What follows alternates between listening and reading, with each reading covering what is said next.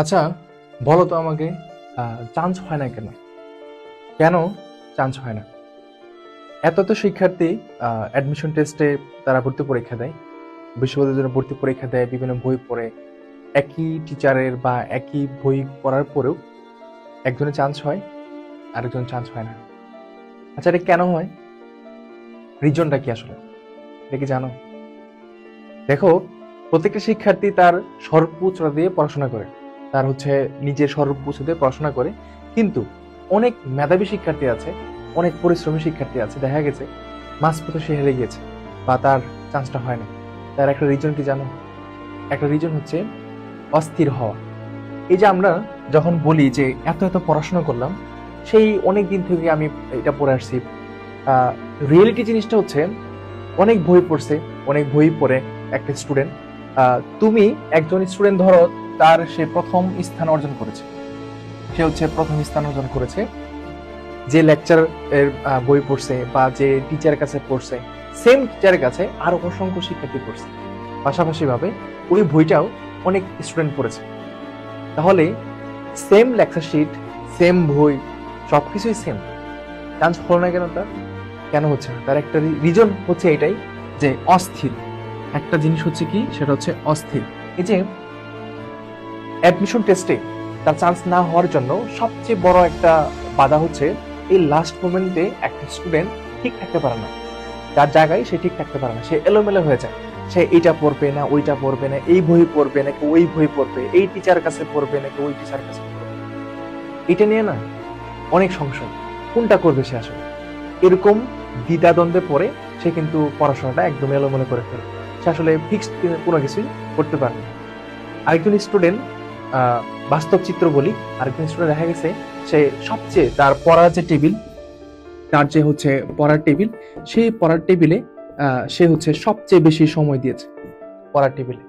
সে যে কোনো বই পড়ুক না কেন, বাজারে সব বই ভালো, কেউ এমনটা না যে এই বইতে তথ্য কম আছে, ওই বইতে তথ্য বেশি আছে, জিনিসটা ওরকম না। সবাই চেষ্টা করে তার সর্বোচ্চটা দিয়ে সেই বইটা লেখার জন্য, এবং প্রত্যেক টিচার চেষ্টা করে তার সর্বোচ্চটা দিয়ে স্টুডেন্টকে বোঝানোর জন্য। তোমার কাছে যে টিচার বা যে বই ভালো লাগে, তুমি ওইটাকে জাস্ট একটা সিলেক্ট করো, এটাই পড়ো তুমি। লাস্ট মোমেন্টে এসে অনেক শিক্ষার্থী অস্থিরতার জন্য তার সময়গুলা নষ্ট হয়ে যায়, এবং সবচেয়ে বেশি তারা সময় নষ্ট করে অনলাইনে। দেখা যায় যে এইটা পড়বো ওইটা পড়ে বিভিন্ন ঘাটাঘাটি তথ্য খুঁজতে খুঁজতেই দিন শেষ, কিন্তু পড়ার টেবিলে তার পড়ার কোনো সময় হয় না। তো আমি আমার ব্যক্তিগত জায়গা থেকে আমি মনে করি যে সবাই ভালো পড়ায়, সব টিচার সবাই ভালো পড়ায়, সর্বোচ্চ চেষ্টা দিয়ে পড়ায়। তবে আমি মনে করি যে এই অ্যাডমিশন টেস্টের লাস্ট মুহূর্তে তোমার এই অস্থিরতা জিনিসটা আমার মনে হয় একটু কমানো উচিত। তুমি বইয়ের সময় দাও, তুমি পড়ার টেবিলের সময় দাও, তুমি সিলেক্টেড একজনকে নির্বাচন করো যার ক্লাস তোমার ভালো লাগে বা যেখানে পড়তে তোমার খুব স্পেশাল মনে হয়, তুমি এখানে সময়টা দাও। কারণ এই সময়টাতে অনেক স্টুডেন্ট হেরে যাবে শুধুমাত্র এই যে অস্থিরতার জন্য। আমি এটা বলবো। দেখো, আমাদের সাথে যারা যুক্ত হয়েছে, যারা আমাদের সাথে আমাদের পেট বেঁচে আছে, তাদের কথাই বলি। আমরা সবকিছু দিয়েছি, ক্লাসও করাচ্ছি, এখনো ক্লাস করাচ্ছি, পরীক্ষা হচ্ছে, সবকিছু হচ্ছে। তোমাদের উদ্দেশ্যে, আমাদের বেঁচে যারা আছো, তোমাদের উদ্দেশ্যে একটা মেসেজ: তোমরা তোমাদের পড়ার টেবিলে যা যা পড়ানো দরকার ছিল সবই তোমাদেরকে পড়িয়েছি, তোমরা এখন যে সময়টা দিও সেটা পড়ার টেবিলে। একটু ছোট্ট একটা উদাহরণ দিই, এত বেশি কিছু না, ছোট্ট একটা উদাহরণ দিই। ঢাকা ইউনিভার্সিটি সি ইউনিটে যে ভর্তি পরীক্ষাটা হয়েছে, যদি আমার ইংলিশে কথা বলি, তাহলে তুমি জিনিসটা আরো একটু বুঝতে পারো। দেখো, তোমাদেরকে বিভিন্ন ধরনের এই যে রেকর্ড ক্লাসগুলো দেওয়া হয়, দেখো এই যে একটা ক্লাস, এই ক্লাস থেকে একটা প্রশ্ন, এই যে ঢাকা ইউনিভার্সিটি একটা প্রশ্ন আসছে ইভেন দো থেকে। এই দেখো, এই যে ইভেন দো থেকে, এই রুলটা থেকে একটা প্রশ্ন আসছে, এটা কিন্তু তোমাদেরকে পড়ানো হয়েছে এবং এগুলো আসবে। তাহলে যে জিনিসটা প্রত্যেকটা টিচার, যেটা বললাম, প্রত্যেক চেষ্টা করে সে সর্বোচ্চটা দিয়ে তাদের স্টুডেন্টকে পড়ানোর জন্য। জাস্ট কথা হচ্ছে ওই জায়গা থেকে তুমি কতটুকু শেষ করছো, তাদের ক্লাসগুলো শেষ করছো কিনা, তাদের লেকচার গুলো শেষ করছো কিনা, এবং তাদের লেকচারের মধ্যে কি কি প্ল্যান ছিল সেটা শেষ করছো কিনা। তুমি নিজেকে কোয়েশ্চেন করে দেখো, শেষ করছো? যদি শেষ করে থাকো, ফাইনাল ম্যাচে তুমি একটা বিজয় লাভ করবো অবশ্যই, 100%। শুধু তাই নয়, আমি যদি তোমাকে আরেকটা কোয়েশ্চেন দেখাই, এই যে দেখো, এখানে একটা প্রশ্ন, যেটা আমরা ভোকাবুলারি বলি, সিনোনিম অ্যান্টোনিম থেকে প্রত্যেক বছর হয়তো প্রশ্ন আসে, তাই না? এটা হচ্ছে আমাদের একটা পিডিএফ, যে পিডিএফটা শিক্ষার্থীদের আমরা দিয়েছি আমাদের পেড বেসের মধ্যে। দেখো, এই জায়গা থেকে 62 নাম্বার একটা প্রশ্ন, সেটা হচ্ছে ভেলিকোস। এই যে ভেলিকোস শব্দটা, এইটা কিন্তু ঢাকা ইউনিভার্সিটিতে সিনোনিম আসছিল।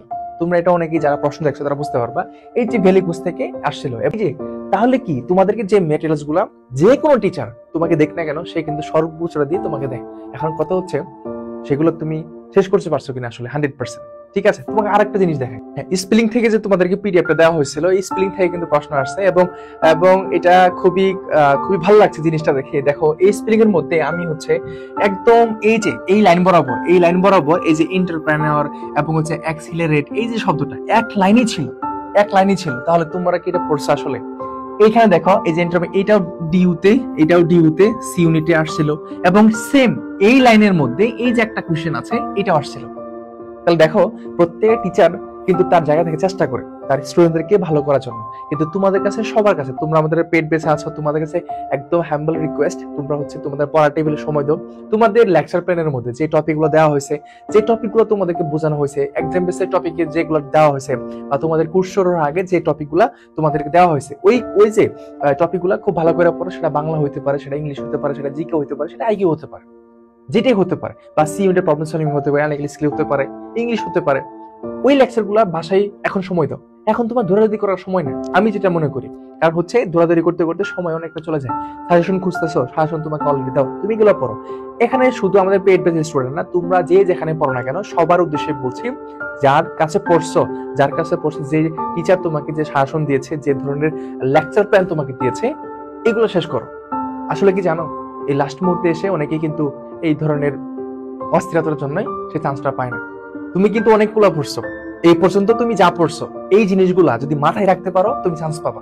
সত্যি কথা বলছি, এই পর্যন্ত তোমার অ্যাডমিশন জার্নিতে যা যা পড়ে আসছো এই জিনিসগুলা যদি মাথায় রাখতে পারো তুমি চান্স পাবা।